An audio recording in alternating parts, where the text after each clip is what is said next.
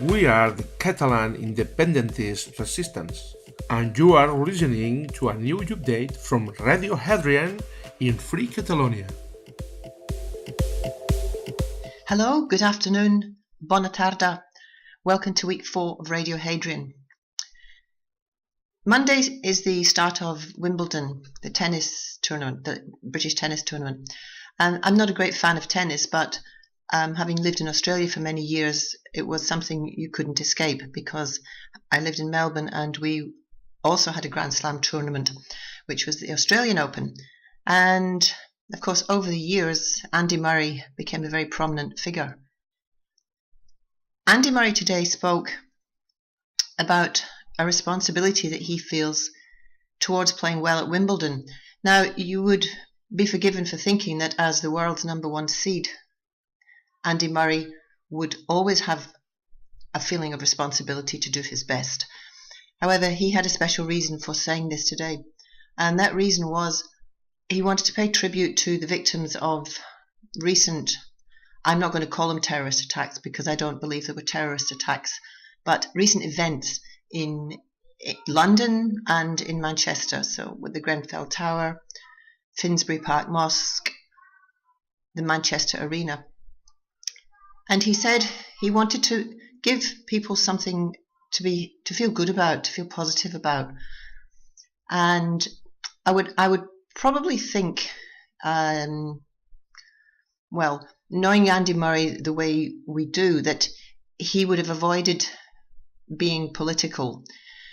Every time he makes a comment about politics or about nationality or independentism, he gets it wrong, he gets criticised. So I should imagine he was also alluding to the fact that in the UK at the moment there's absolute chaos and there's a lot of very unhappy, very confused people, but very angry people, and probably people who are scared of the future of this country. And I make no apologies for saying the UK, and that includes Scotland. Unfortunately, it still includes Scotland. So Andy Murray has indicated he feels this responsibility, and I think good on him. I hope he does play well. I don't watch it, but good luck to him. And I think he's a charitable person. He gives a lot of money to charity. His mother gives a lot of money to charity, and on the whole, I think he's a pretty good person. Those of you who may not know anything about Andy Murray, if you don't follow tennis and you don't come from a tennis country, you probably wouldn't know who Andy Murray is. But here in Spain, Catalonia, of course, there's Rafael Nadal, and so people here would be aware of tennis. Okay. Andy Murray was at primary school 20 years ago. He grew up in a small village in Scotland, a village called Dunblane, and 20 years ago he was at primary school. At that primary school, a terrible event took place, which is now known as the Dunblane Massacre, where a gunman entered the school and gunned down almost a whole class of children. Andy Murray's tribute to the recent events in London and Manchester has a connection for him with the events of his childhood. Okay, no more about Andy Murray and no more about tennis, but the connection for me with I said no more about Andy Murray, but there is a connection with what he said and what I was going to talk about anyway. So if we, away from London, we go up north to Scotland, and we've got a very disgruntled population. We've got a lot of angry people. I don't know how many of you might listen to this, but there probably would be a fair few of you who are frustrated, angry, feel betrayed by the SNP. This program and this radio program is not just about bagging the SNP, but the SNP happen to be the party in government. They are the party with the majority, and they are also the party who are supposed to want independence. At the moment, we have a perpetual carrot being dangled in front of voters' eyes regarding a referendum. The referendum and First Minister Nicola Sturgeon's comments on the referendum are always couched in real politics speak. Maybe, perhaps, when this is finished, when that's finished, when Brexit's over. Now Brexit might take, 5 years? So when it's a bit clearer. When we've finished the public consultation, there's always a when or an if or a maybe, and there's never any action. How many of you knew that there was a public consultation regarding the referendum process? It wasn't a public consultation about independence. It was a consultation which the First Minister initiated after the general election to discuss the technicalities of a referendum process, the franchises and the fundraising. There was nothing in this public consultation that asked the public, do you want another referendum? The SNP also raised funds for another referendum, and before this public consultation took place, they had already decided to return these funds to the donors. These were funds that they raised for a referendum, and they very quietly returned those funds to the donors before having a public consultation on the technicalities. And if you ask me, I'm not an expert in these things. These are my feelings, my views, my intuition. But it's just more chaos. It's more muddling through and keeping people hanging on, wondering.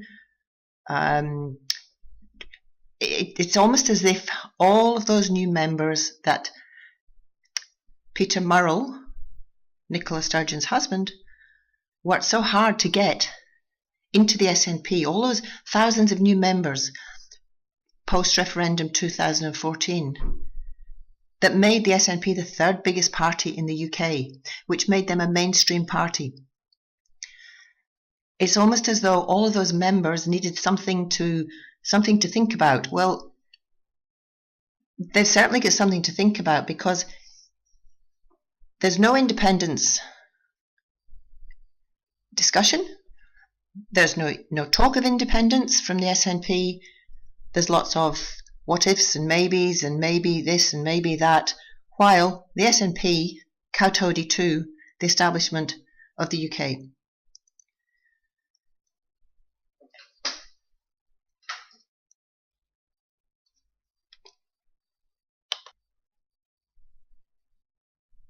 So what would you do if you were a senior member of the SNP and you are aware that you have a very frustrated, disgruntled membership? You have people leaving the SNP membership, cutting up their membership cards, throwing them away, joining other parties. The Greens are probably going to do very well out of this. So what would you do if you were within the SNP and you were aware that the grassroots movement is fractured, the grassroots movement that took the people of Scotland to an emotional high in 2014, that thought they were going to get independence from a referendum? And of course, referendums don't bring independence. And no matter how many referendums Scotland gets, it's not going to bring independence. But amongst these people, there is a growing number of people who are talking increasingly about setting up a new party. There are people talking increasingly about UDI, setting up new parties, UDI breaking away and people who have no trust in the SNP. People who once did trust the SNP, like myself. I've been a member, or I had been a member of the SNP for years. And I cut my membership, well, I didn't cut it up, I threw it away after the referendum. What would you do if you were a senior member of the SNP and you were aware that this was happening?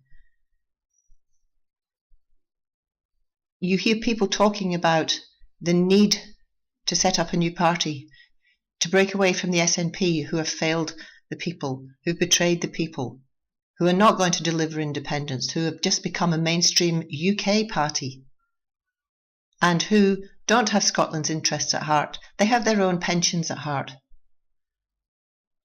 What would you do? Because if the people do follow their own pathway and they break away from relying on politicians, which I think they should. I'm one of these people. I totally believe independence will only come through the people. It will come through people declaring independence and taking control of their own destiny, not relying on politicians and processes. So, if you were a senior member of the SNP, I'm sorry I've said that 3 times, but what would you do? You need to keep your membership, you need to keep your job, you need to protect your career and your pension, and you certainly need to protect your integrity and not be found out to be deceiving the people. You would have to create a new party. We need a new party, but it needs to be a people-driven party. In fact, it probably needs to be a non-political party, if you could call it that. It needs to be a party, or let's say a group of people, or a movement, but not a political party. Within the senior ranks of the SNP, there are disgruntled members who I predict will break away from the SNP, will create a splinter party. Who am I thinking about? We've got Kenny McGaskill, who's been heavily critical of Nicola Sturgeon recently. We've got Tommy Sheppard, who has always had who's always had a different position and different views to the rest of the members. He's always been different. For the life of me, I've always wondered why he's in the SNP and why he doesn't stand as an independent. So we have 2 people, at least 2 people, who I could easily see breaking away. I would suggest that Kenny McGaskill has long since had aspirations of being a leader.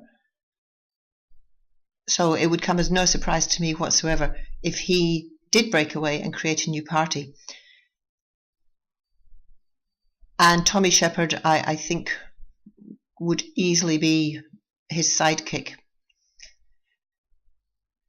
I don't see Tommy Sheppard as having aspirations of leadership, but I certainly see somebody who hasn't toed the party line, who's always been different to the other members. Okay, so by doing this, let's hypothetically say McGaskill and Sheppard create a new party from within the ranks of the SNP.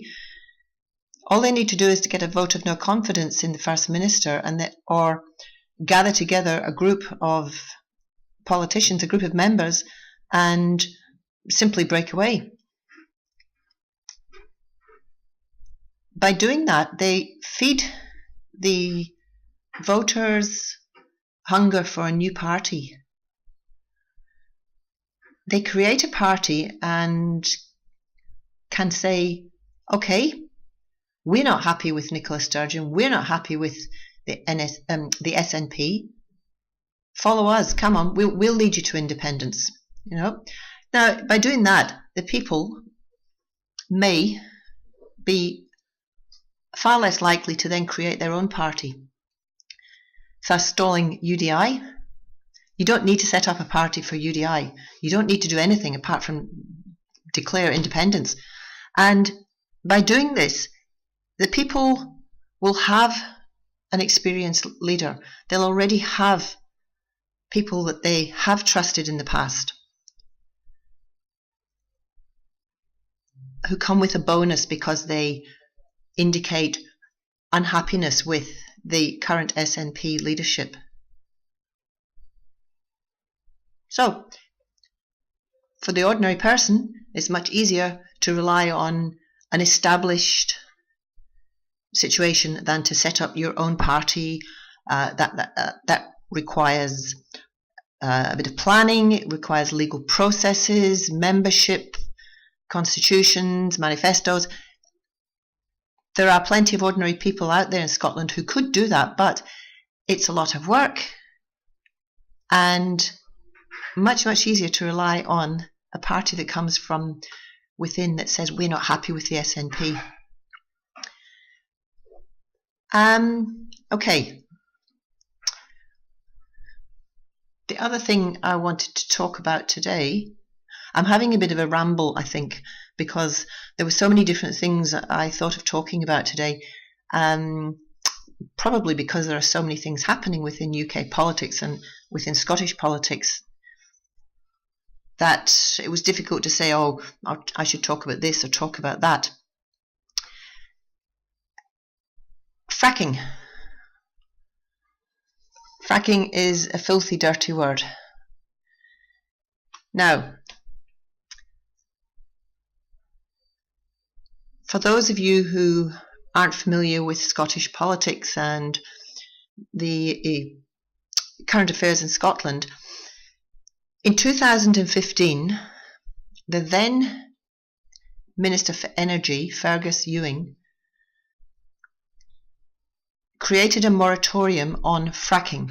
Fracking is a process, again, for those people who don't know what fracking is a process of extracting gas from under the earth. And to do that, you need to fracture the ground. You need to crack the ground open, and then you flood the underground spaces with water, which then extracts the gas. That's a very, very simplified explanation. It is obviously a lot more technical than that. But fracking had started in Scotland, and it created such a lot of controversy that the Energy Minister was forced to have a moratorium on it. That moratorium currently is still in place, but for the first 5 months of this year, so from January to the end of May, a public consultation was created on fracking, and some of you in Scotland may have contributed to this consultation. I did. It was a very tedious consultation. I don't think it was very well set up. The questions were repetitive, so I had to give the same response to multiple questions. However, the current Energy Minister is Paul Wheelhouse, and he apparently has collected these responses, but has announced that it's going to take up until the end of the year for him to make his decision. I could say I fail to see the reason why anybody would allow fracking, but if you can see both sides of this.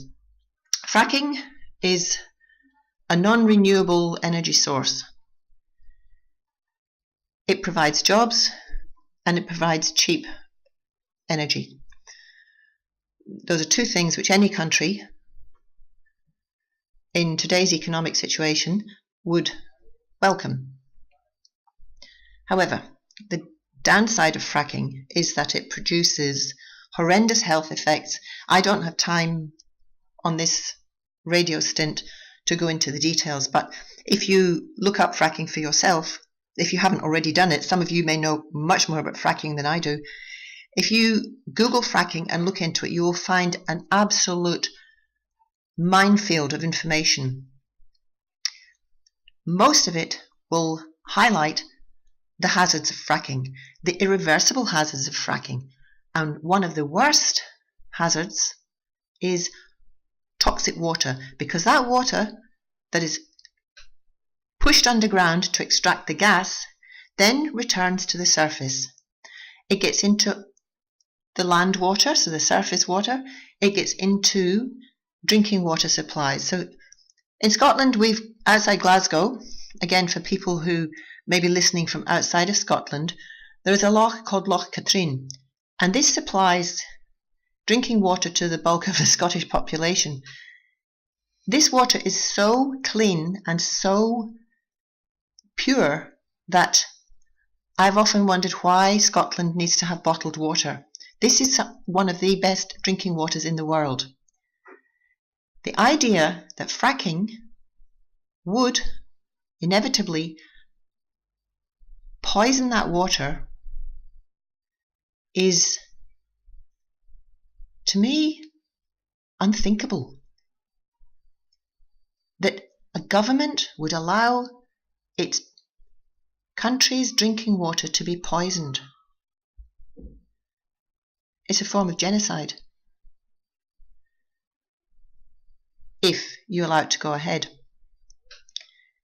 And of course, well, I'm not going to go into the long list of fracking hazards. I've written an article about this for the iScot magazine, which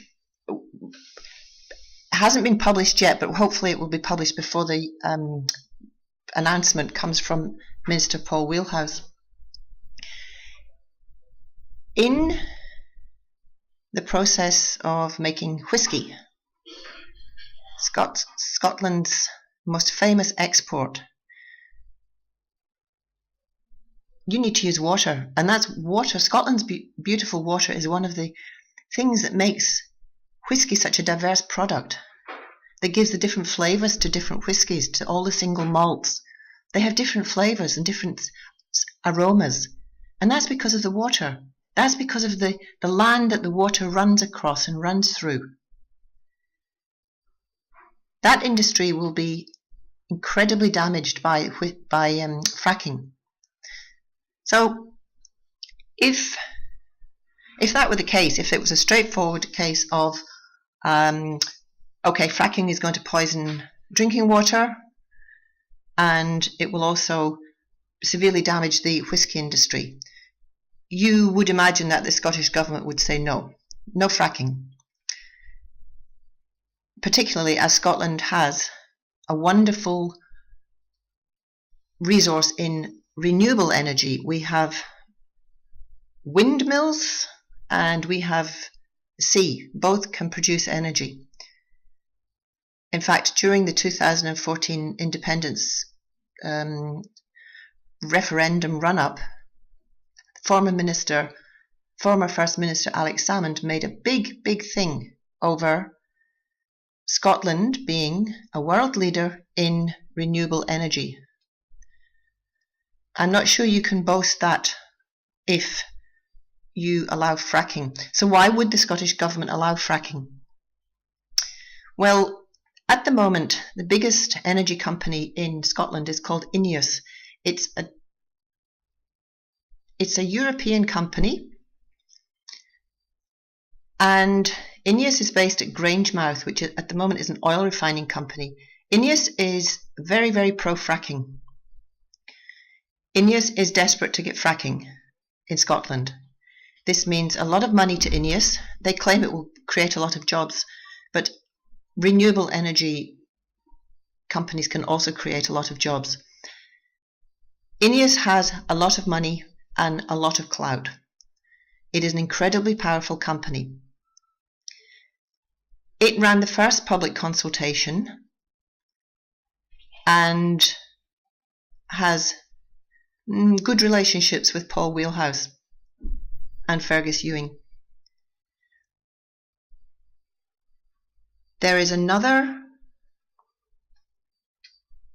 energy-related company called Hydrocat. Hydrocat is a drilling company which is based in Motherwell. Motherwell is a very large town just outside Glasgow. And Hydracat met with Paul Wheelhouse before he became the Minister for Energy.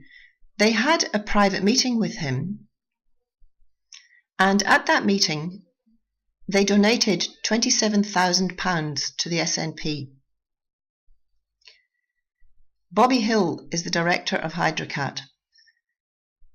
He said to Paul Wheelhouse, should fracking go ahead, we will be more than happy to provide the drilling expertise,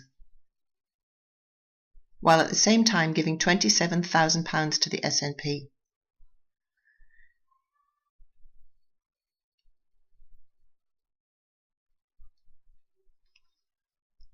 I sincerely hope that Paul Wheelhouse puts Scotland and Scotland's children first and says no to fracking. A permanent ban, as many other countries around the world have. My gut feeling is that he will allow fracking. He'll allow fracking because of the money and the power of energy companies. There are many industries in Scotland that rely on water. So even without poisoning your population's drinking water, there are many, many industries that rely on water. And in Scotland, apart from the whisky industry, we have a farming industry, and the farming industry is generally not terribly happy with the SNP and the Scottish Government's policies. Some of that is tied up with Brexit, but farming would be hugely affected by toxic water. Crops can't grow on land that is poisoned by shale gas water. Shale gas is another name for the gas that's extracted through fracking. So our primary industries would also be affected. The crops we grow, and obviously sheep and cattle are also going to be affected because they eat the crops, but they also need water to drink. So we have got a secondary hazard which is going to affect Scotland's economy. And I think last week I mentioned Aberdeen Angus beef, and we can't export meat, lamb and beef, if it's not a pure product. So the reputation of our farming industry will be affected.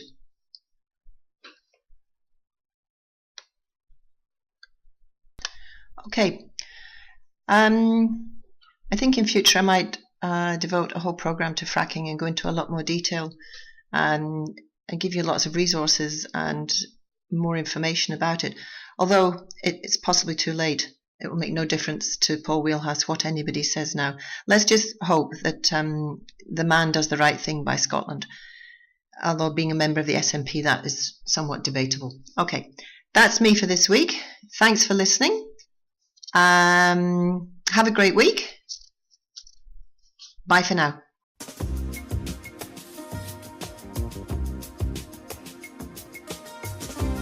This is Hadrian Radio, coming to you from Free Catalonia, a KA radio production.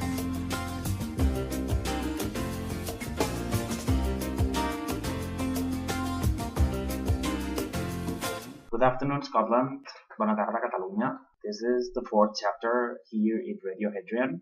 I'm David Rabantos, and I want to keep encouraging you to share away this program. We're growing, and there's hundreds of people listening to inconvenient truths that you cannot hear anywhere in mainstream media. And if enough people listens to the truth is the most powerful weapon, and will bring down the system that keeps us under the British and Spanish yoke, and will declare independence. People will do it. Today I would like to dedicate myself to talk a bit about Leo Strauss, which is possibly the most influential but not the most known philosopher in the 20th century and the effect he has in our lives.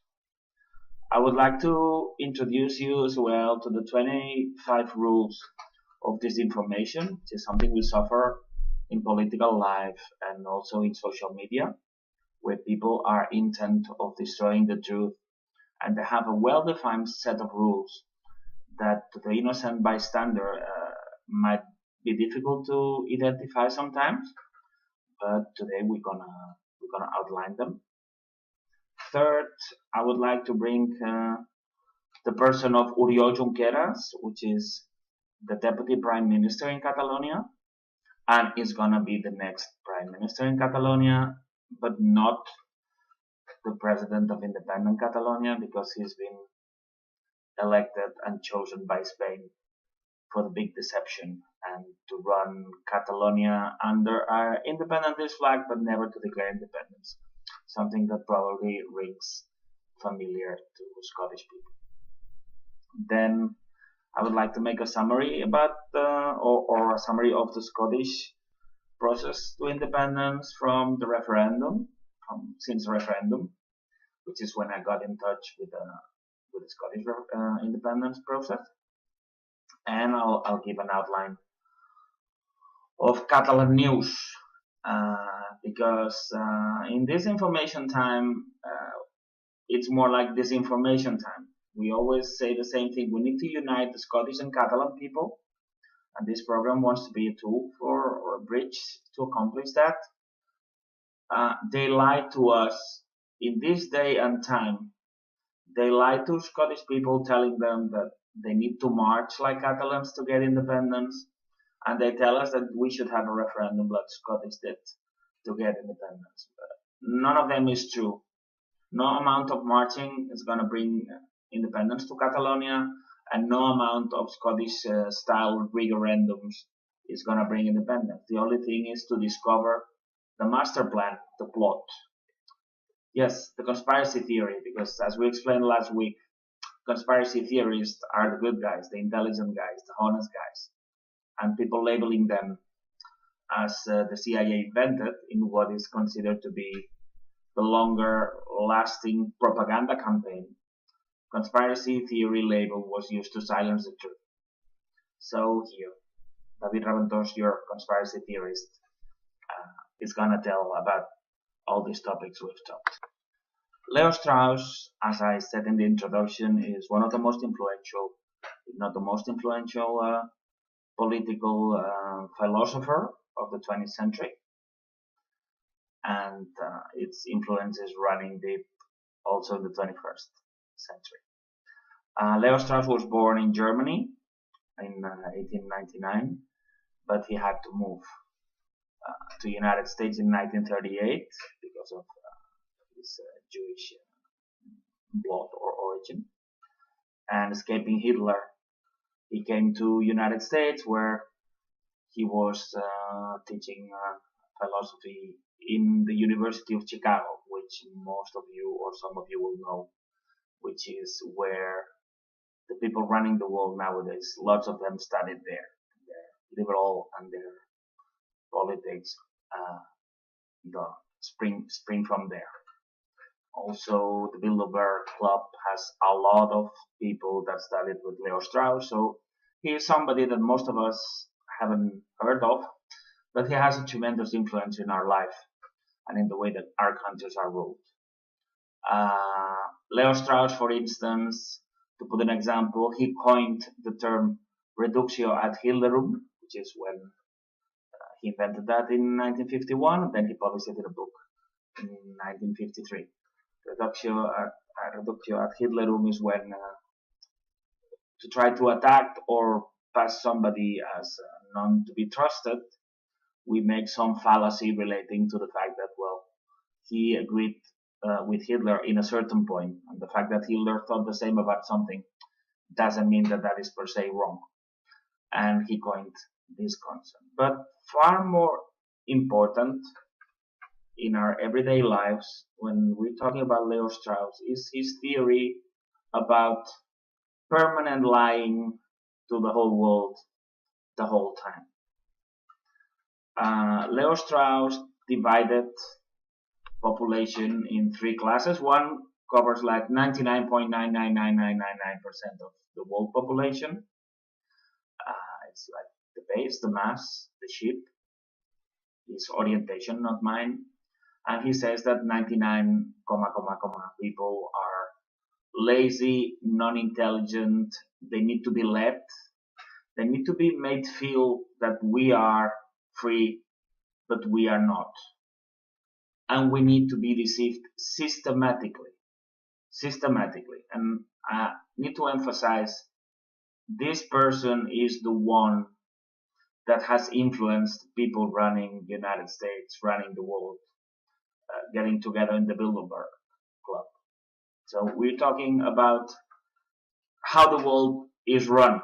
It's not theory. He was a theorist, but people following him has put it into practice. So all of us are systematically lied to about everything. Then it doesn't matter that we have the right to vote if we don't know what we're voting. But the second class for him was the Gentiles, which is like selfish group of people, which are people in government and in politics. He considered it a necessary evil.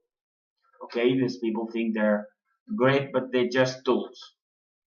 And then finally, it's the wise men, which means it's people that have absolute truth and that they use governments to lie and manipulate the rest of the population. So that's it.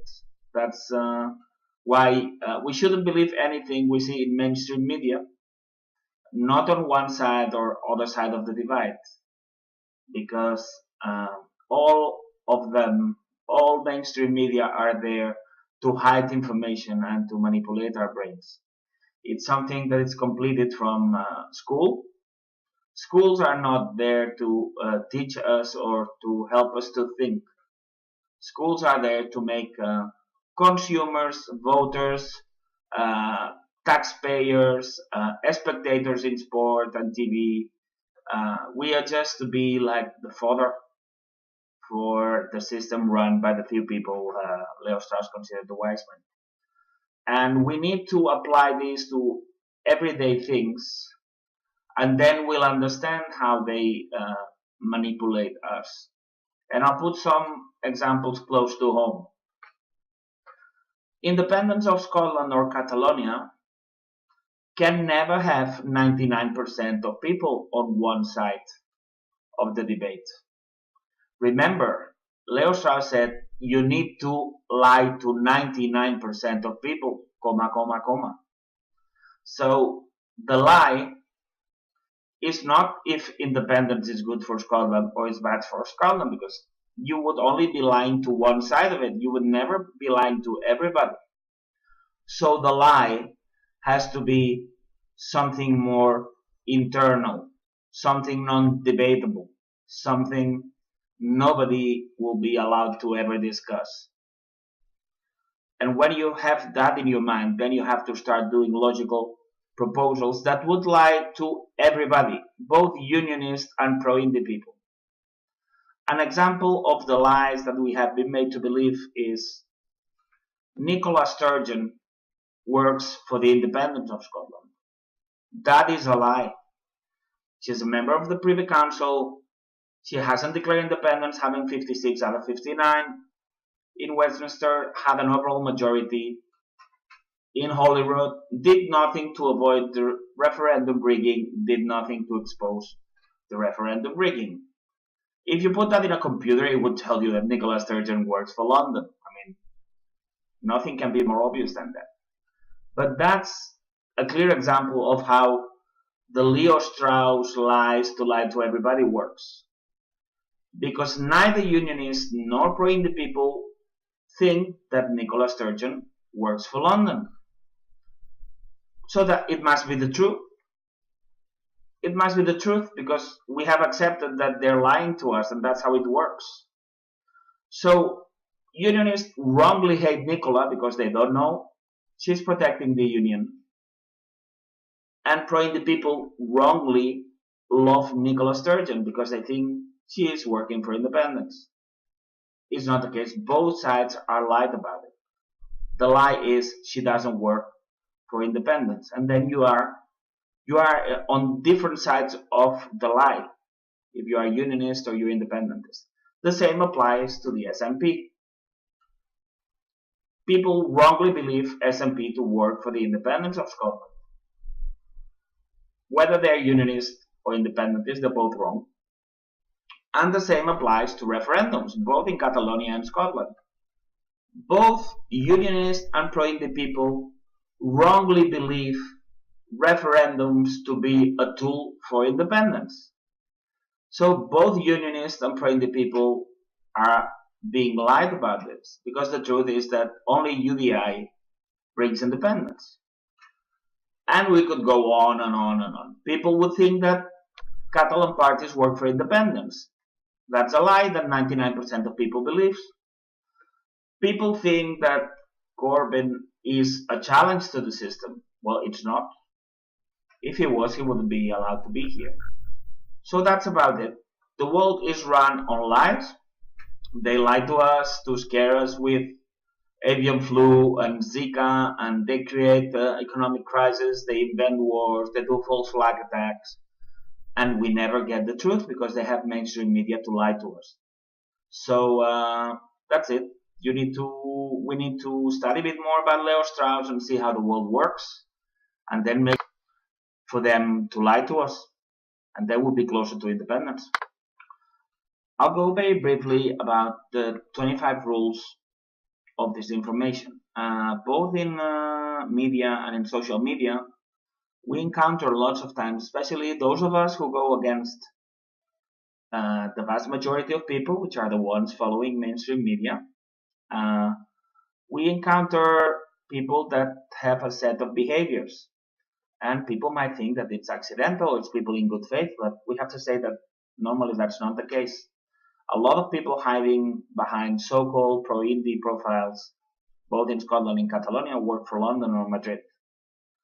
And they use something which has been named by Dr. Sweeney, the 25 rules of disinformation. We won't read them all, but we'll put attention in some of them. When you start attacking, or when you start saying with evidence and with logic that the SNP is not working for independence, sometimes they jump at you and they demand proof.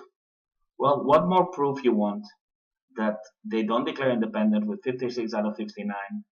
They had a manifesto in 97 saying that that if they had majority in London, they should declare.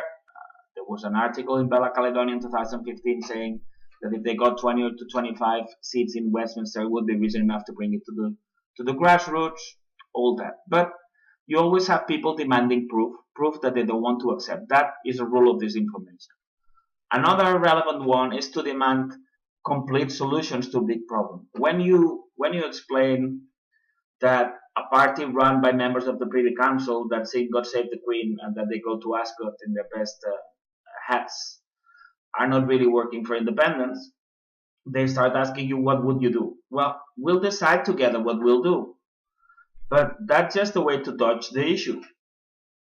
The first thing is to realize that those we trust are not working for us, and then all together we'll find the solution. Another one is to call people conspiracy theories. We already spoke that this was invented by the CIA.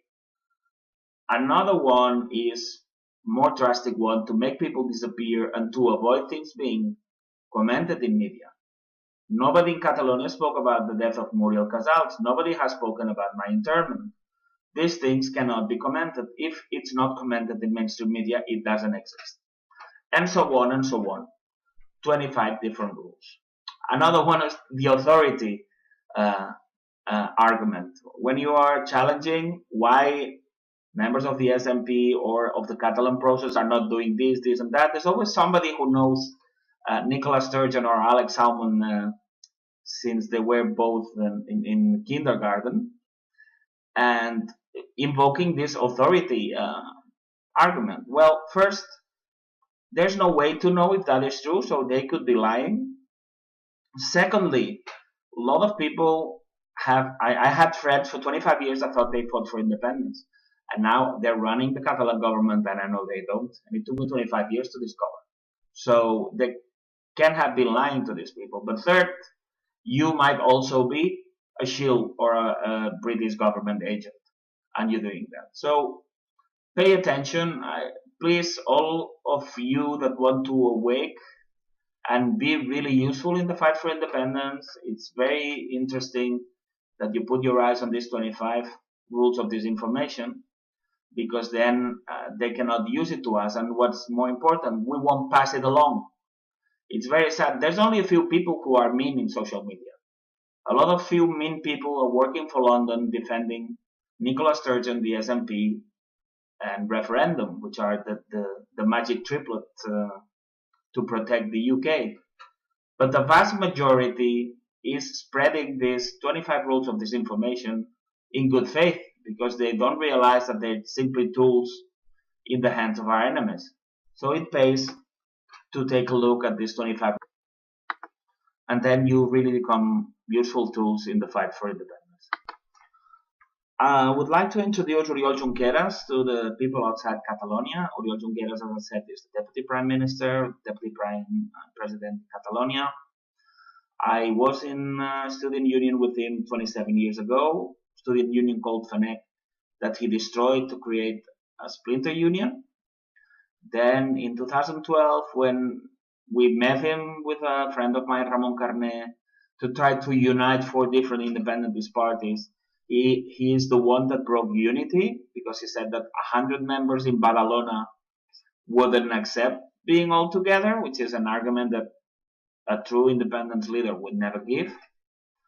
He is somebody that was artificially invented. Out of nowhere, he was brought in to appear in Catalan Public Radio in 2006, in Catalan Public Television in 2006. They set up a digital newspaper that they give him to direct or edit in 2008. They created a platform to give him clout called Sobirania y Progrés. From there, he was an independent candidate. It happens a lot in Catalonia. People come out of nowhere and they made independent candidates, and flash, they're running the show in no time at all, because somebody has decided that. Then he became member of Esquerra Republicana de Catalunya, and 9 months after that, he was the president of the party, which must be very interesting from the point of view of rank and file members that have been working and paying quotas for donkey's years, and then somebody is invented out of nowhere, and now he's Deputy Prime Minister, Deputy President of Catalonia. He lied twice, royally twice. Once, when he said that if we had 68 members in Parliament for independence, he would declare it. Now we have 72 and he hasn't. So, liar, big liar. He also said that the question for the non-referendum of 9 November 2014 was better than the normal question, which is also a lie, which everybody can see. And this person is linked to Scotland by a famous anecdote. I met him in 2015 in front of Cathedral in Barcelona with Delia, and I told him that I knew for a fact that Nicola Sturgeon was a British mole, which was put at the head of the Scottish government to make impossible independence. And I knew that in Catalonia was very similar, and he almost had a heart attack and ran away from me, which for me is quite telling that he's been caught in the act. Later, 1 year later, when I did a hunger strike, I gave a flyer of the hunger strike to more than 100 out of 135 members of parliament, and the only one that ran away is Oriol Junqueras.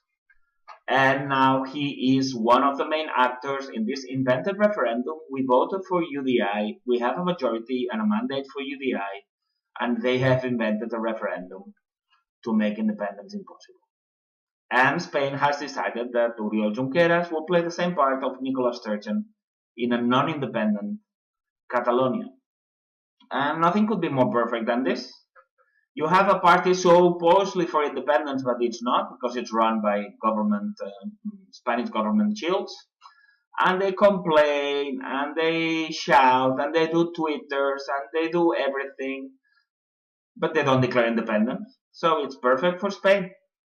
There's nothing better than having a so-called independentist that actually works for the enemy, because then independence will never come.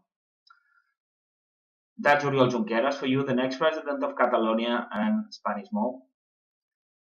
To final this, because we're running out of time, I'll leave the thing about the Scottish process for next week. I just want to give a brief Catalan news. In Catalonia now, sadly, we are busy with ballot boxes for the so-called referendum to the 1st of October. Then Assemblea Nacional Catalana has made a dance. It's so pathetic. 300 years fighting for freedom, and now they're doing a dance that it makes you cringe. But the most relevant thing this week, it's been Catalan Parliament finally has annulled the sentences in court-martial, more than 60,000 sentences in court-martial cases during the dictatorship of Franco. It's historical, David, makes you think, what has our parliament been doing for 42 years? Something that should have been done in the first year, there in 1980. It's taken 40 years since the death of Franco to do this. Sad.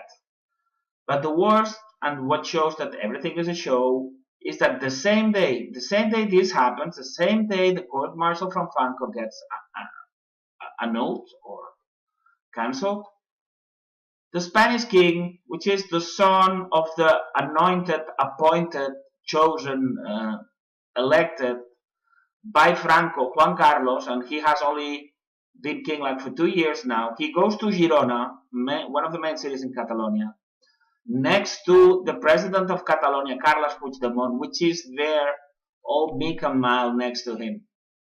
Well, that is a shame. First, this independence process is a joke. It's the biggest ride of our lives. It was never about independence for them. They don't care about independence, neither in Scotland nor in Catalonia. The only thing they care now is how to impede independence without the Catalan and Scottish people realizing we've been hacked and going for them. They're really scared for their lives because they've been lying to us. How can you accept in the morning you do something historical to clean the damage Franco did, and then you spend the day being very solicit and subservient to one of Franco's henchmen, Felipe VI? It doesn't stand the chance of being through this Catalan process. But it goes beyond that, because it's totally indignified that you do that. That has been it for today. It's been a pleasure being with you. Please share away. Nowhere else you'll be able to hear the things you hear. But the truth is out, so they cannot avoid it. They cannot avoid people knowing that the whole Catalan and Scottish processes are lies. But we just need your help so everybody learns it on time. It serves to nothing that everybody will know in 2040 that it was a lie when there's no way we can get independence. We need to tell the truth now and declare independence. Good night. Bona nit. This has been another update from the Catalan Independentist Resistance from Radio Hadrian. Remember that you can follow us on social media, either on Facebook, YouTube, our Twitter account, Instagram, Google, Telegram, and also on iVoox.